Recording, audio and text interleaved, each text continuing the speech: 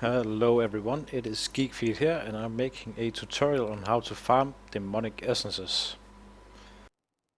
First thing you want to start out with is choosing your monster power here, depending on which monster power you can defeat.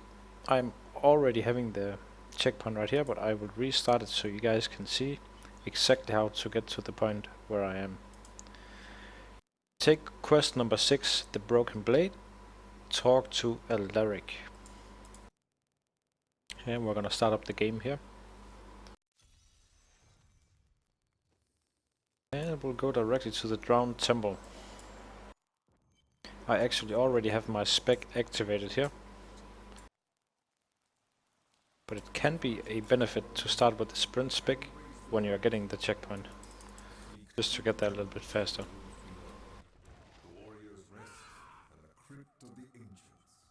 What we're looking for is a dungeon in here called the Warrior's Rest. The special thing about the place is that there will always spawn a rare pack down there. And there is a checkpoint. That means that you can get a checkpoint where you can kill a guaranteed rare pack every single run. When you're looking for the place where the dungeon is, always stick to the left side of the map. I gotta just kill these to get past them. But stick to the left side and look for this place right here. Warrior's Rest. Now you guys can see that I got a checkpoint here. That means that when I'm quitting the game and I click resume, I will have the teleport right here. Let's go over the spec that I am using. Give you guys a few seconds just to look at it, and you can pause the stream here and copy it. First of all, I want to speak about the rend. I use the rend with the Lacerate rune just to get some extra DPS on it.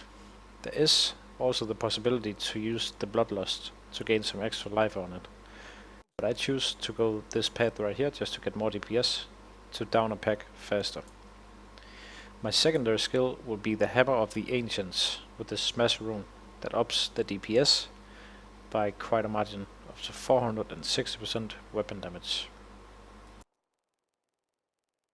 In the defensive department here, I use the leap. I basically use the leap to get from point A to point B in the beginning, and to get this little effect right here. Shockwaves burst forth from the ground, increasing the radius of the effect to 16 yards and pulling affected enemies towards you. That means that you will be pulling all monsters towards you, and that is really essential in this build. But since I am running 4 barbarians by multiboxing, I split them up, so I have 2 guys with this rune and 2 guys with this rune. This rune does a 3-second stun on everything around you. And that is also really nice, so if you're multiboxing, combo them up so you have a little bit of both of them. The vortex pull and the stun. As in any other barbarian spec these days, I'm running battle rates with Into the Fray, just to generate that extra fury, since that is what is fueling most of our abilities as a barbarian. I also use the Wrath of the Berserker with the Insanity rune. The Thrive on Chaos is the one that I'm normally using when doing my normal runs, where you can keep it up for basically as long as there's monsters on the map. The reason I use Insanity is that it increases the damage you do by 100%, and it doesn't take a long time to kill a pack with the kind of DPS you're getting from this spec. My last ability is Earthquake with the Mountain's Call rune. The rune basically just removes the fury cost, so that you can use that fury on something else and speed up your runs a bit without having to build it up. By using this rune, you don't have to have Bash, for example. You can have Rend instead with some more DPS on it. When it comes to the passive skills, this is a little bit up to you guys what you think that you are needing. I went with the Ruthless for 5% crit chance and some extra damage. And I went with the Unforgiving just to get that Fury regen in the beginning, so that I can jump in there and get all my abilities down as fast as possible. The last rune that I'm using is Bloodthirst.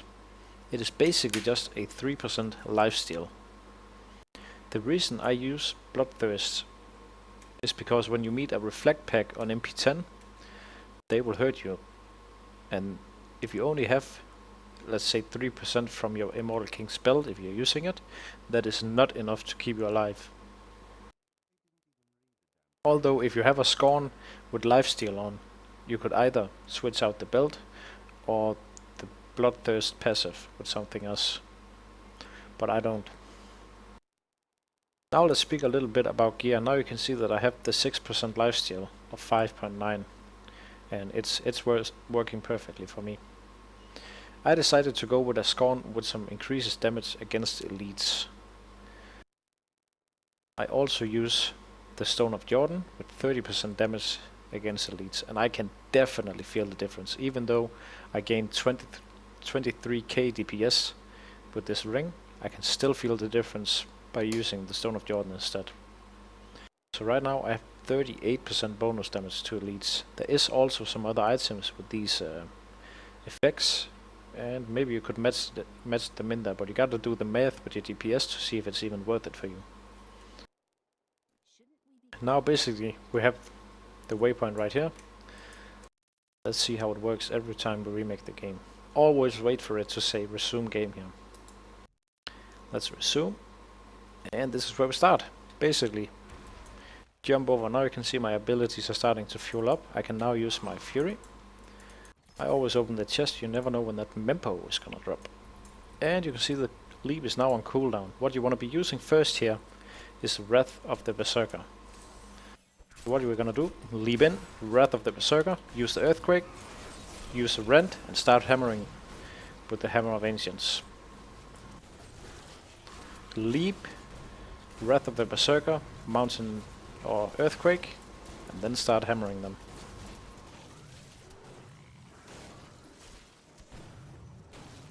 And that is basically how it is done. I'll show it to you guys one more time so you can get the combination right. Leap, Wrath of the Berserker, Earthquake, Rend and Hammer of the Ancients. But you can basically speed it up a lot here. And if you think it's a little too slow for you, if you cannot, for example, kill the elite within the Wrath of the Berserker, just try taking it down 1 MP. It will help you in the end. But you can see he's already off cooldown, and he's actually right here. Now you can see I don't have enough fury, so I'm waiting a little bit.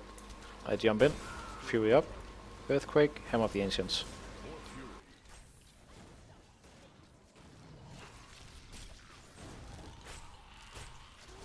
You can see this time here I didn't build that much fury because I didn't have so much monsters around me. But we got the essence and a pair of gloves. There you can see the vortex effect of the leap.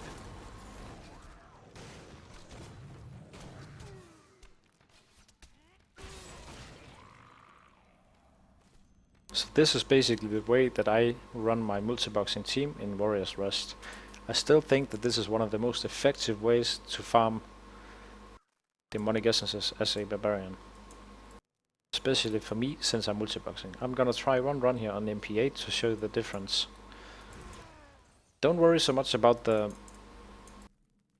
lower chance of getting a Daemonic Essence.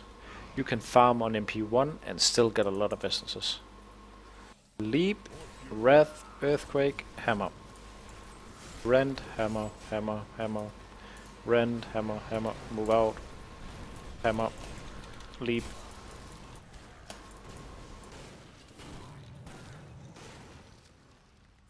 And it's a clean floor.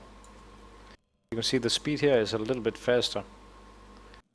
I didn't get an essence this time, but I will put up a picture of the spreadsheet so you guys can see the chances of essences.